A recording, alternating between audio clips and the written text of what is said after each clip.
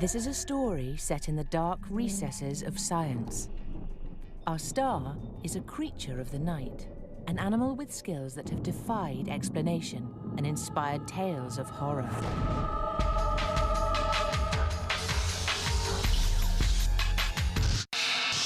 Its reputation has been blackened by rumors of evil and villainous pursuits.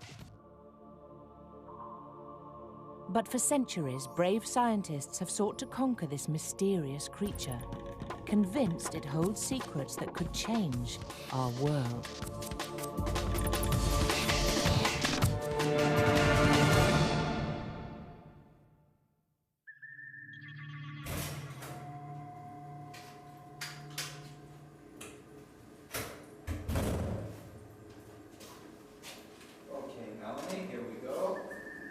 Professor James Simmons is in his underground bat lab.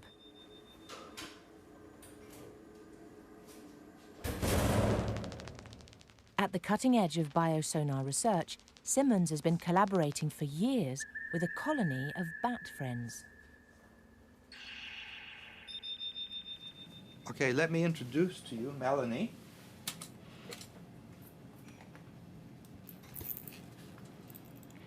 She eats insects. She flies around in the dark looking for moths and beetles.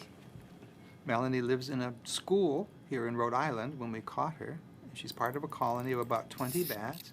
She chases insects for a living. Oh, there she goes. There she is. She can stay there while we do the interview. Lots of people are afraid of bats. They come out at night. People think bats are evil. They can find their way in the dark. Well, that's obviously a mystical process there, right there. They surely can't be natural if they can find their way around in the dark. The super skills of these mysterious creatures have been frustrating scientists for centuries. Leonardo da Vinci was inspired yet defeated by the bat's unique way of flying. Fellow Italian Lazzaro Spallanzani was driven to distraction by bats' mystical vision. Today, scientists are just as obsessed by these winged wonders as their predecessors. They wish to understand how bats defy the laws of aeronautics, unravel the complexities of biosonar, and delve deeper into the galaxy of the bat brain.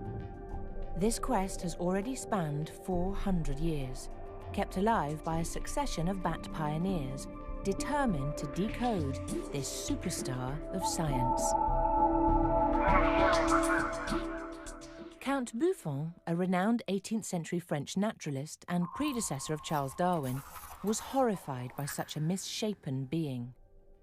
Their uncertain and clumsy flight is obvious proof of imperfection, he wrote. He saw the bat as a freak of nature, a monstrous being. Buffon noted his observations in his 36-volume System of Nature, the Bible of natural history for years to come. Buffon looked at bats and thought that they were bizarre. They're half mouse, half bird. Their faces are strange. They fly around in what looks like an erratic, almost incompetent way. You don't get to see the precision of the bat's flight and behavior with the naked eye at night. That's a crucial thing that Buffon was unable to notice. Veritable speed merchants, these top guns of the animal kingdom can dodge trees whilst flying up to 80 kilometers per hour. They perform aerial acrobatics with perfect composure. Understanding their strange and very particular flight could help us to improve our own mastery of the air.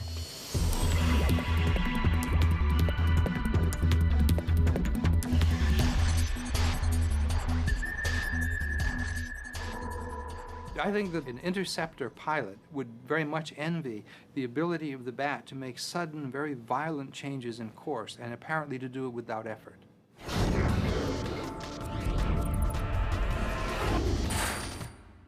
I think the remarkable way that bats can move through space three-dimensionally, turning in an incredibly small distance, and then turning again a fraction of a second later. I think that people who enjoy flying aircraft can't help but envy the ability of bats to maneuver through the sky in this complicated way. Sharon Schwartz unravels the secret of animal biomechanics for the students of Brown University. The enigma of bat flight is her particular obsession.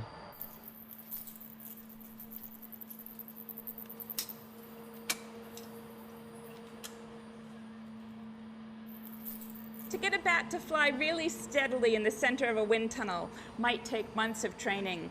But I think the biggest problem is that many animals just don't adapt to the conditions of a wind tunnel. And so we often have to try 5 or 10 or 20 different bats before we find one that's really good at flying in a wind tunnel. This is the first time this bat has ever been in a wind tunnel. Doesn't quite know what to expect. The continuous current of air coaxes the bat within the field of the cameras, which record between 500 and 2,000 images a second. Thanks to this device, Schwartz can observe her obliging subjects in minute detail. Until we began to make high-speed films in the wind tunnel, we really had no idea of what the complexity of the wing shape was during flight.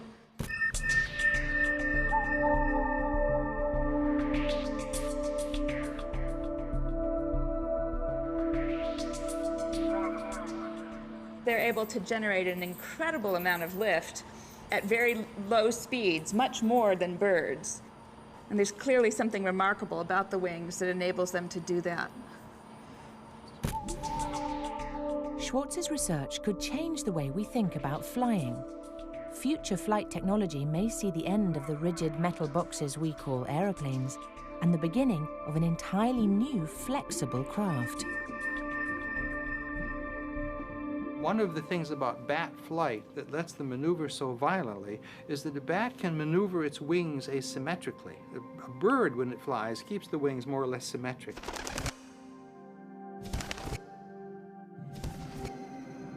But when a bat flies, it can simply move one wing very differently than the other and make a much more violent turn than a bird can in the same situation. It looks like it's erratic, but when you slow down, it looks more like they're dancing through the air. You can see the control in their movements, and you no longer get the idea that they're kind of flitting from one place to another without knowing what they're doing. So Buffon wasn't wrong about what he saw. He just didn't see it all. It wasn't that Buffon was as blind as a bat. The strange morphology of these little creatures has inspired feelings of fear and suspicion for many centuries. In the Bible, bats appear alongside vultures and owls as unclean birds which must not be eaten. In the Middle Ages, the demons of hell, including Satan, adopted their winged membranes. Later, they would be associated with vampires and the living dead. All these superstitions clouded the views of the early scientists. But one Renaissance inventor and engineer did not fear the bat's shadowy reputation.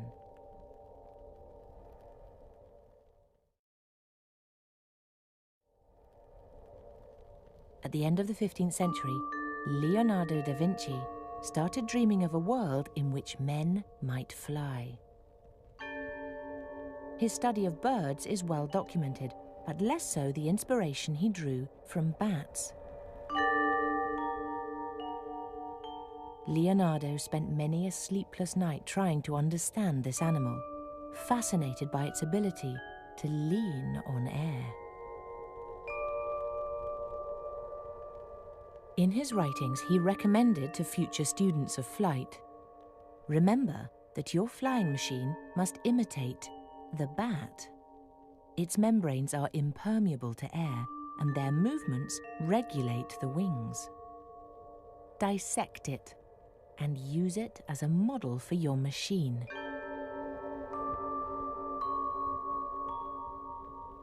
And centuries later, Sharon Schwartz is doing just that. This bat has been preserved in formaldehyde and then in alcohol to allow us to carry out detailed anatomical study. Within the wing membrane, we can see a special set of muscles, little tiny threads of muscle that run along the skin that allow the bat to control the stiffness of wing membrane and control its shape in space because of controlling the stiffness. And then much of the wing is supported by the bones of the fingers. So these are really just like human fingers, only incredibly elongated. As we stretch the wing out, you can begin to see the forearm. Here's the elbow and the wrist, the fifth finger, the fourth, the third and the second together, and the thumb that extends off the leading edge of the wing. If your hand was a bat wing, rather than sticking out about 10 centimeters like this, it would stick out about 3 or 4 meters like that on each side, and it would be tied to our legs and to the tail, which we would have to have. Belonging to the Chiroptera order, meaning hand wing, the bat's wings conceal its hands.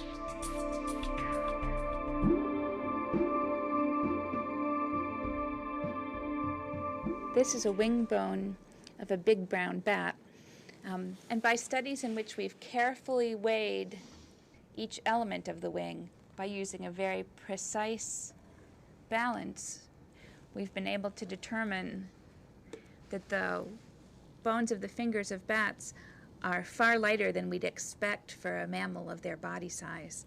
This bone, for example, weighs only 0.008 of a gram.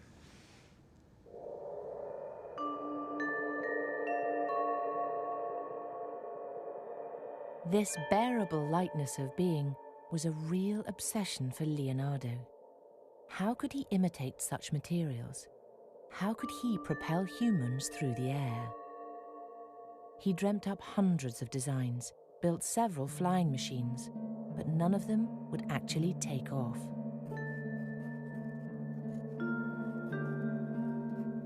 Undeterred, Leonardo remained convinced that one day man would master the air. In one of his last notebooks, he wrote, "I have not been held back by miserliness or lack of will, only by time. Farewell."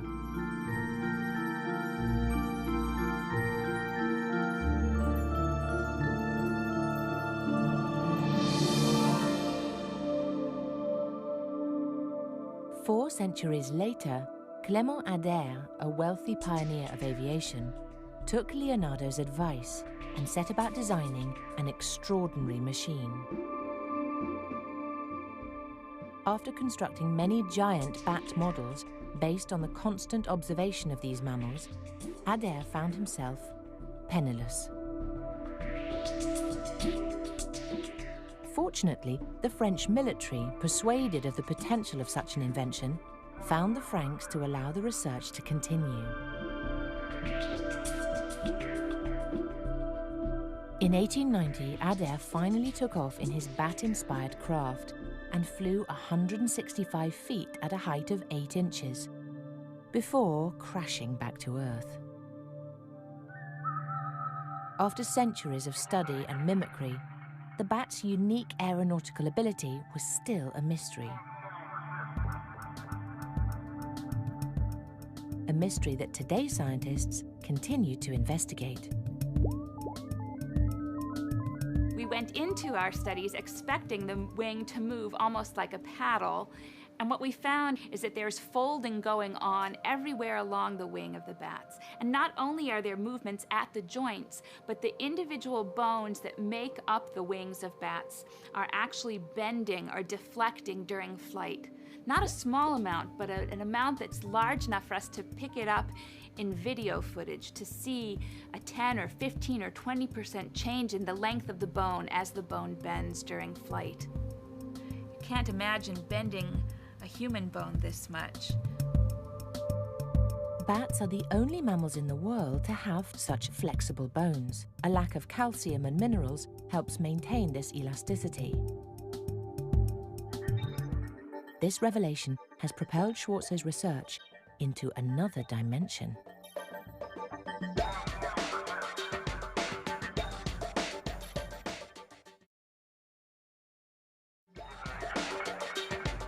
We've begun to take the information that we have about the position of the wings of bats in space during flight and put these into very sophisticated computer models that let us study what the flow of air around a complicated airfoil like a bat's wing. We can use a computer to model that and then use computer science approaches to visualize what these three-dimensional airflows are like. It's a little bit like being on the back of the bat and experiencing the flow of air around the bat as it flies.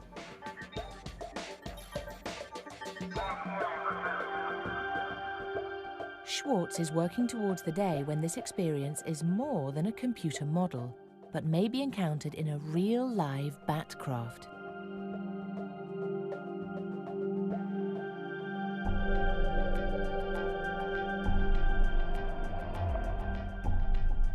Flying is a form of locomotion bats share with no other mammal. But this is not the only mysterious power bats have tucked under their wing. The perfect ease with which bats can travel at great speed, avoiding all obstacles in pitch blackness, is keeping yet another scientist awake at night.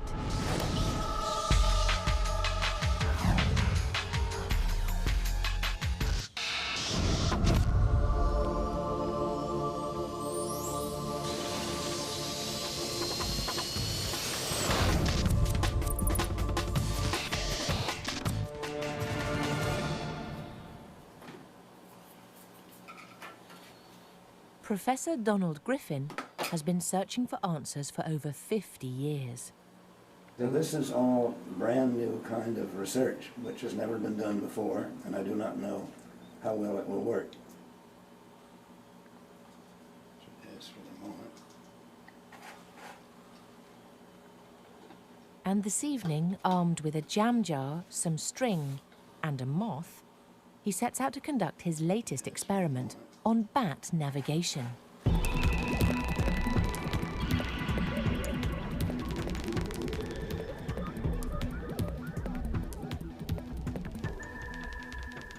This 88-year-old bat wrangler's diligent research has opened the way for new generations of specialists, but he's yet to give up the chase.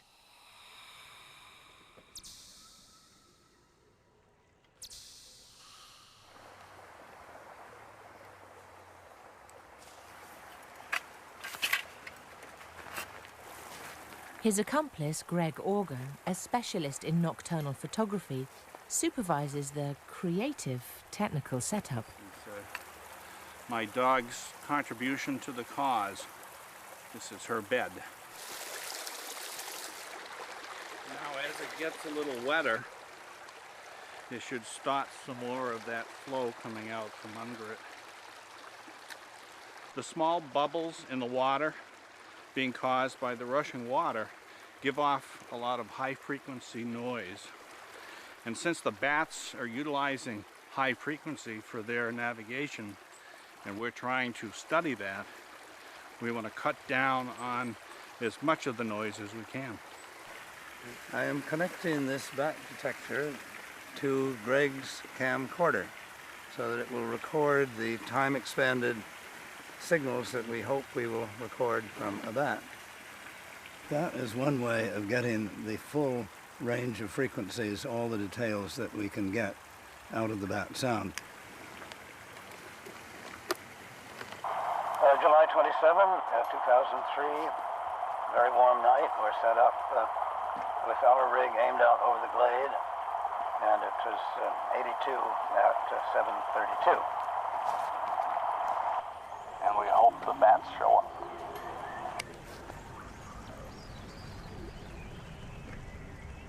And so, the long wait begins.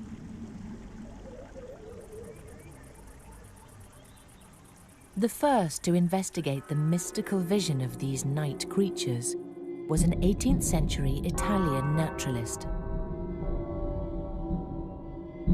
Abbot Lazzaro Spallanzani was not a typical man of the church. One of the founding fathers of experimental biology, he ignored biblical warnings against these unclean creatures and instead used exceptional rigor and determination to pursue only science and logic. It was in 1793 that Spallanzani's tormented obsession with bats began, when he first realized they could see in the dark.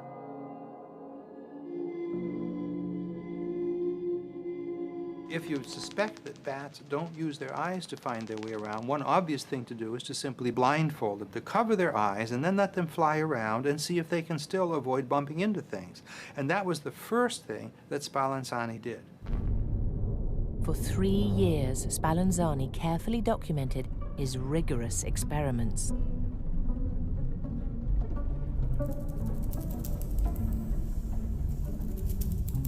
I made a little bonnet of skin for one of my bats to see whether in the dark it would still know where to go.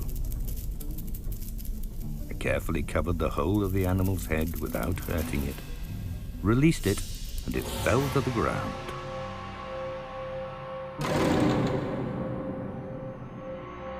To be completely sure he was testing sight alone, Spallanzani used a process of elimination.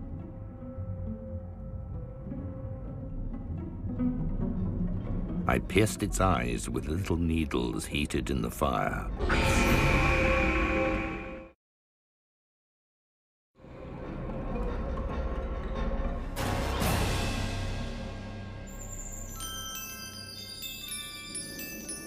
With gouged out eyes, it flew perfectly, without crashing into the walls. My blinded bat could see.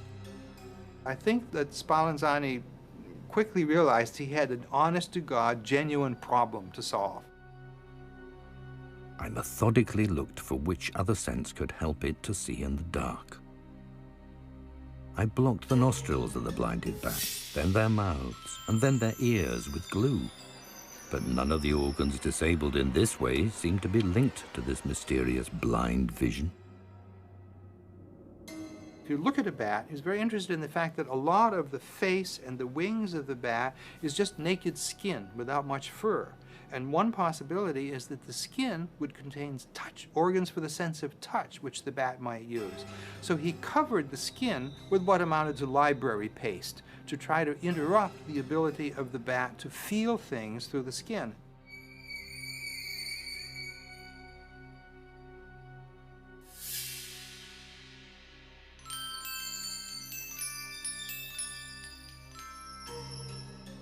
And under those conditions, the bats could still fly and avoid obstacles. I tested hearing, smell, sight, touch, taste, and none of these senses, when eliminated, prevented them from seeing. Might they have a sixth sense?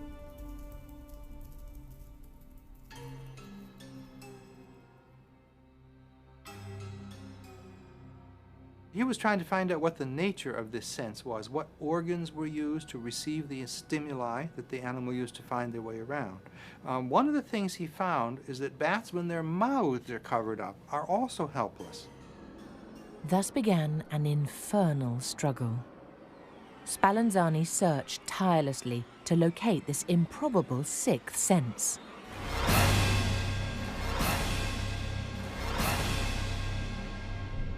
Hundreds of bats were sacrificed on the altar of his exhaustive research. He explored all facets of the animal, its resistance to cold, to heat, to light. He even examined the contents of its stomach. His hunger for knowledge knew no bounds.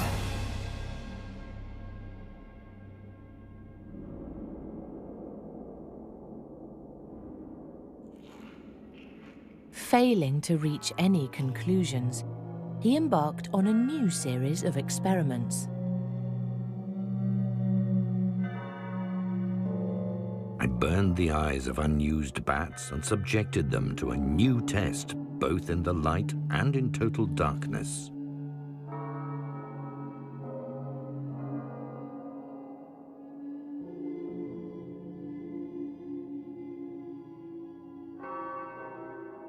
They behaved as if they could see the threads perfectly well.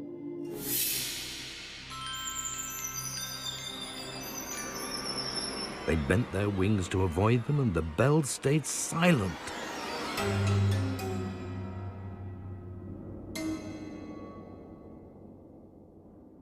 Spallanzani tried endless variations on the same theme. The bats continued to maneuver with exasperating ease.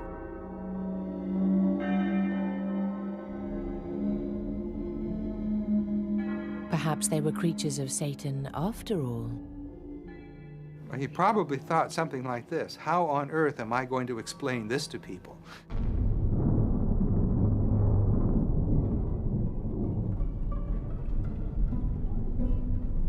The bat conundrum was driving him to distraction.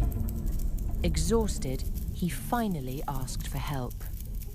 One of his correspondents, Swiss surgeon and naturalist Louis Jurin, was tasked to repeat his experiments. Jurin changed only one parameter.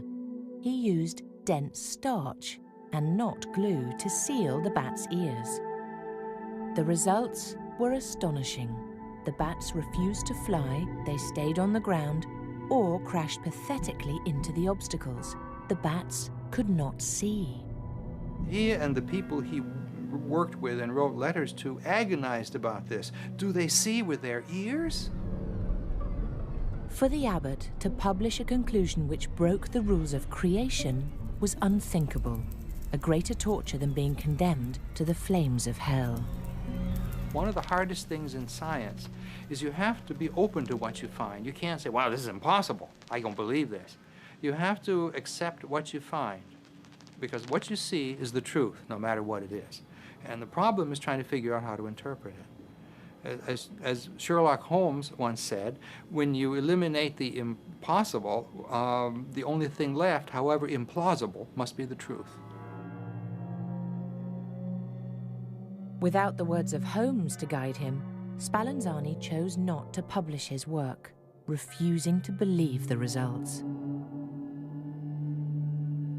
When the scientific community heard of Spallanzani and Jurin's experiment, they ruled the results erroneous due to the great suffering inflicted on the bats. The accepted theory of the day won through. The sixth sense was nothing to do with the ears, but linked to the sense of touch. For a long time, this notion of tactile version of sensing things dominated thinking about bats, of which there wasn't very much, but it was sufficient to kind of bury Spallanzani's work for a century. With Spallanzani's research collecting dust, the bats were able to escape further scrutiny.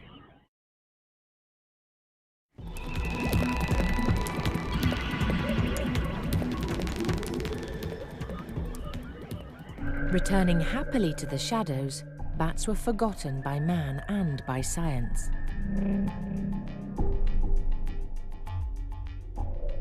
Out of the spotlight, they prospered in dark corners across the planet. Today, there are more than 1,000 different species. These bats have friends called tent-making bats, sword-nosed bats, and Asian false vampire bats. But interest in their mysterious abilities lay dormant until April 1912.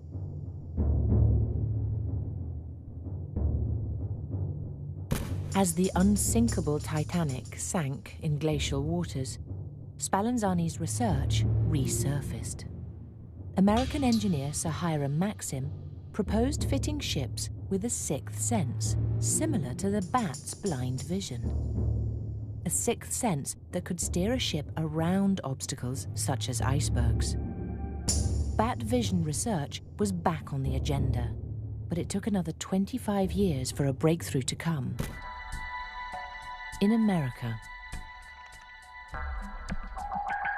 In 1937, our veteran specialist Donald Griffin was a young Harvard student, already passionate about bats, often frequenting dark caves carpeted in guano. He was to discover something which would radically change our perception of these small flying mammals. When I first heard about Professor Pierce and his apparatus, I was quite timid about going and bothering this senior physics professor. I had not done very well in my physics courses, and I really didn't know much about sound. But my friends persuaded me that I really should do this, and I went with a cage full of bats and knocked on his door, and he was really quite interested and took me to his apparatus, which had a microphone and the little device that translated high-frequency sounds into audible sounds, a loudspeaker. And holding the cage full of bats in front of this horn and microphone, we would hear from the loudspeaker of the apparatus a series of clicks, or sometimes continuous, almost clickety click, click, click. The noises which you will hear when I increase the gain are bat supersonic cries, converted by this device into audible sound.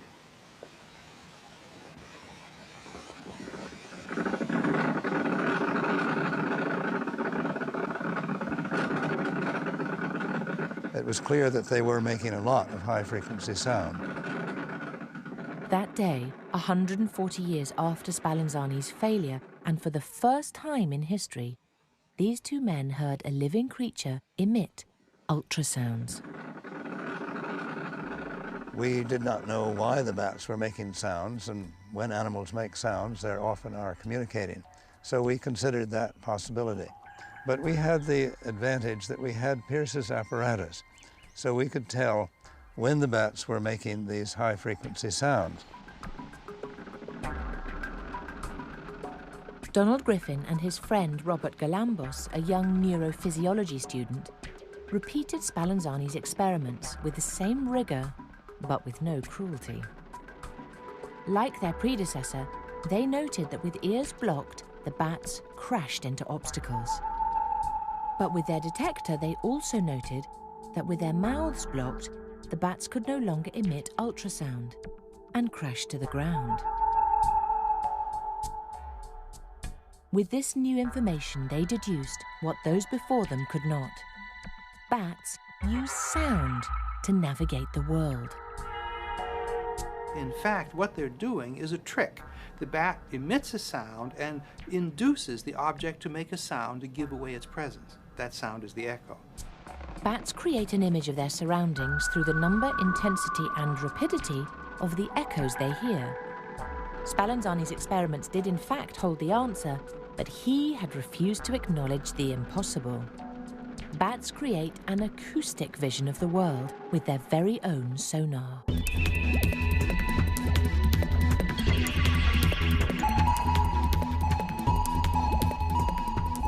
When the bat's using its sonar, it's more like this. It's closing it's close your eyes, open them, and close them again. Open, close, open. The bat gets this kind of stroboscopic picture of the environment only when it emits a sound. If a bat flies along making sounds 10 times a second, it's like it's blinking its eyes 10 times a second, and it's only getting images at that rate. This bat is looking at us with both vision and with sonar. The vision is showing the bright lights coming from outdoors through the windows, and the sonar is showing the details of all the objects in the room.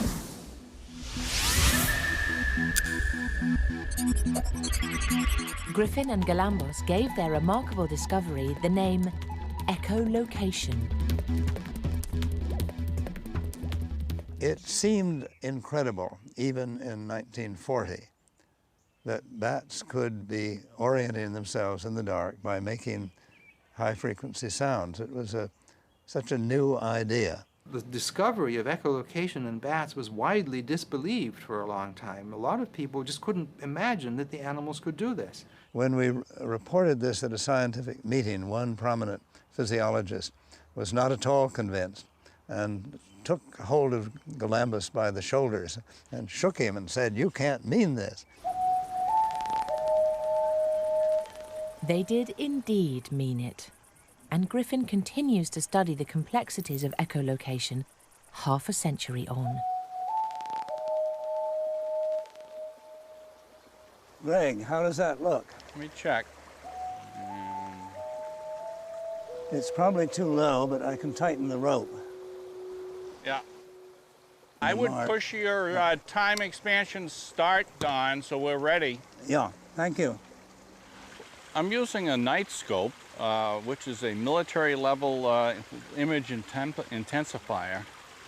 And it is one of the pieces of technology that allows us to lift the veil of darkness at night.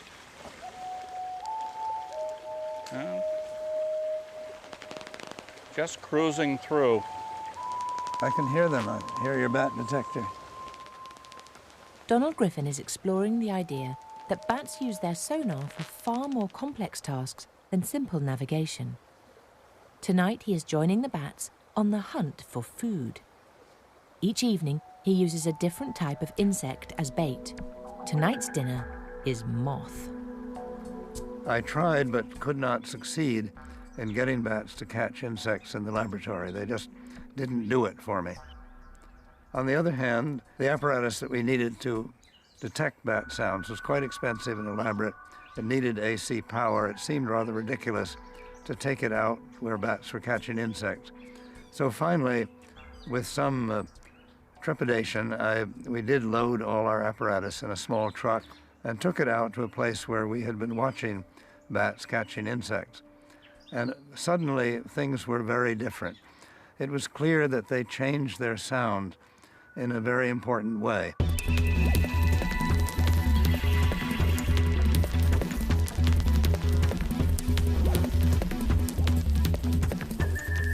When a bat chases insects, it regulates the sounds that it emits, the rate it emits them according to the distance to the object. So when the object is far away, the bat goes chirp and then waits for the sound to come out and come back. After the echo comes back, the bat goes chirp. The sound goes out and comes back, but the bat's a little closer. So when this echo returns, the bat goes chirp, chirp, chirp, chirp, chirp, chirp, chirp, chirp, chirp, chirp.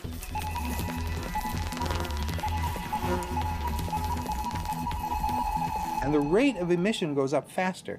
Towards the very end, when the bat goes like that, and you're listening to the sounds with the bat detector, it makes a buzzing noise. And these clicks at 200 a second fuse into a sort of a buzz.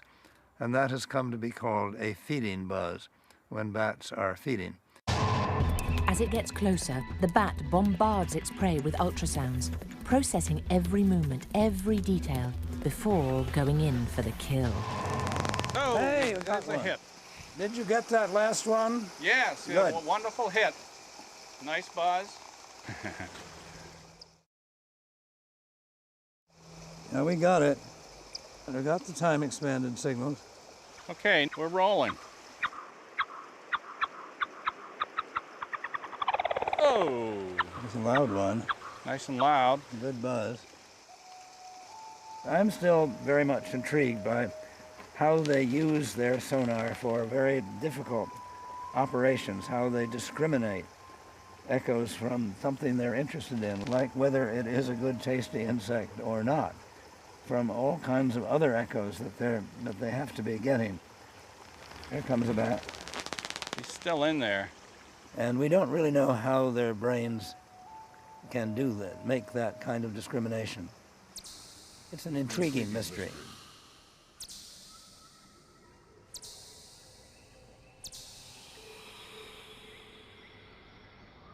The speed at which this animal can process so much sound information is breathtaking. But how, in a cacophony of deafening echoes, does it differentiate one sound from another?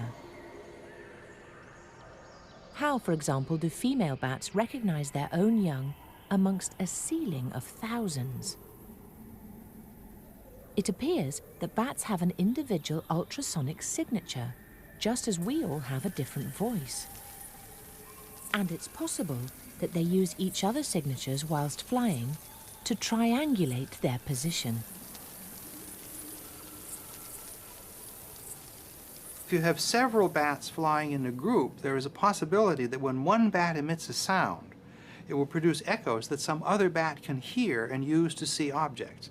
So that you have multiple bats flying in a small area in a clearing in the forest, they can use each other's sounds, perhaps to illuminate the scene for each other. Do bats exhibit this kind of group behavior, which is called bistatic sonar, where the sender is in one place and the receiver is in another?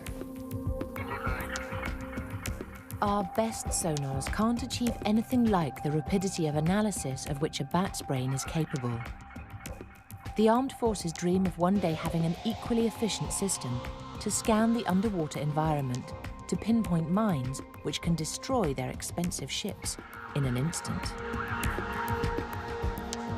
For decades, the military have been trying to utilize these small, highly skilled creatures to their own ends. In response to the Japanese attack on Pearl Harbor, bats found themselves the newest recruits in the US Army. In 1942, a dental surgeon, Dr. Little S. Adams, wrote to the White House suggesting bat bombs could bring victory over Japan. President Roosevelt agreed and greenlit Operation X-Ray. Military tests started immediately. Able to carry more than their body weight, sleeping bats would be fitted with tiny incendiary bombs and released over Japan. On waking, the bats would take refuge under the wooden roofs of Japanese houses and trigger thousands of fires. But in tests, the bats didn't respond as intended. Some hit the ground still sleeping, others flew away, but the real problem recruits were those who returned their bombs to explode back at base. After spending an estimated $2 million and sacrificing thousands of animals, Operation X-Ray was cancelled. Dr. Adams maintained that his bat bombs would have been as effective as the atomic bomb dropped on Hiroshima. Donald Griffin had turned down an invitation to join Operation X-Ray, realizing its futility. Instead, he continued his own work on echolocation. Putting aside their strained relationship with bats, the military also refocused on animal sonar. The Navy uses dolphins now, dolphins and other marine mammals, to find objects underwater, and they would very much like to be able to use remotely controlled vehicles with sonar to replace the animals.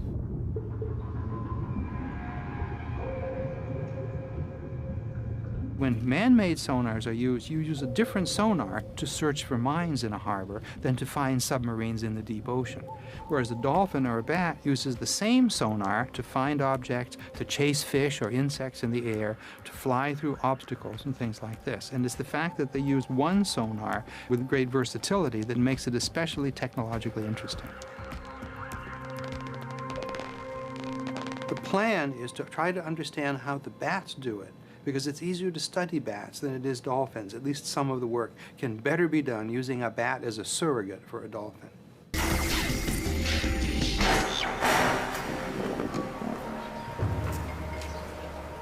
Professor Simmons's work on animal sonar is in part financed by the US Navy.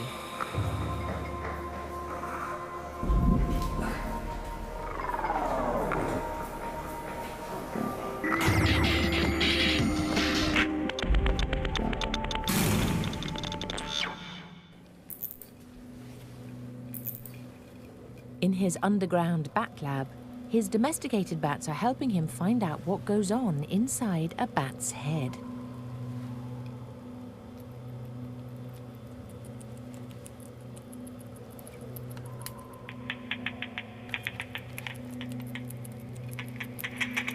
This is a bat detector. It picks up the high-frequency sounds of the bat and converts them into sounds that we can hear, so that the sounds of the bat, which appear on the screen, sound like clicks on the soundtrack.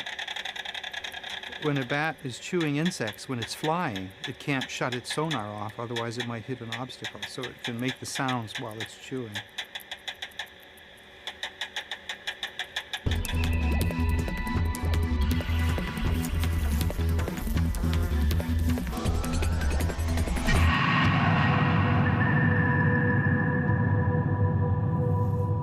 Their sonar can pick out objects finer than a human hair. When bats determine the distance to objects from the delay of echoes, they appear able to detect changes in delay of fractions of a microsecond or fractions of a millionth of a second. All right? This seems impossible because neurons, nerve cells in the brain, seem to be able to measure time with accuracy only in the range of thousandths, not millionths of a second. So the question is, how do bats organize the interactions of cells in the brain to magnify their ability to make measurements of time with greater precision? What we hope to learn is exactly how the arithmetic in the bat's brain is organized, so that we could build a device that can process sounds and produce these images, this kind of sound motion picture, at the same speed as the bat.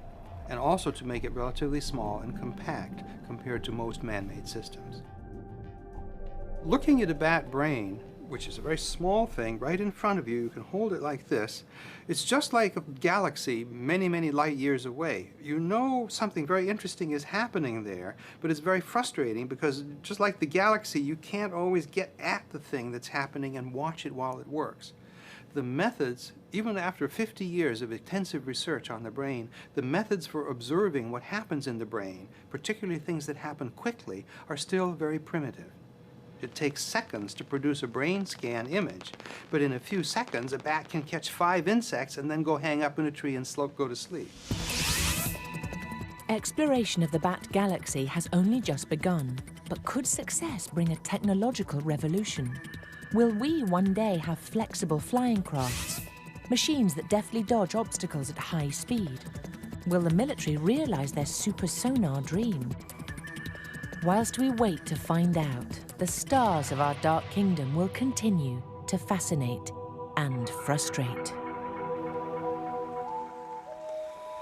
The conclusion of this night is that we've taken one more step in a long process. It may take 100 nights like this to learn anything at all. And we may decide after 100 nights that we have not learned anything at all. That's the way this kind of science works. But you take it as it comes. What we're doing is we're continuing a scientific project that was begun a couple of 100 years ago by Spallanzani. And you have to combine appreciation of the importance of the people on whose shoulders you stand in science, so to speak, with Alfred North Whitehead's dictum, which is any science that hesitates to forget its founders is lost.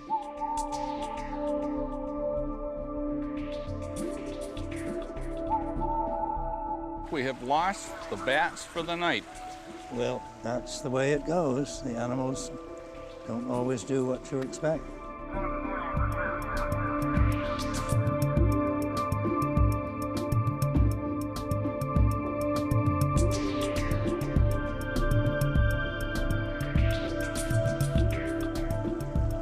Okay, I'm going to shut the camera down. Yes, I've turned off.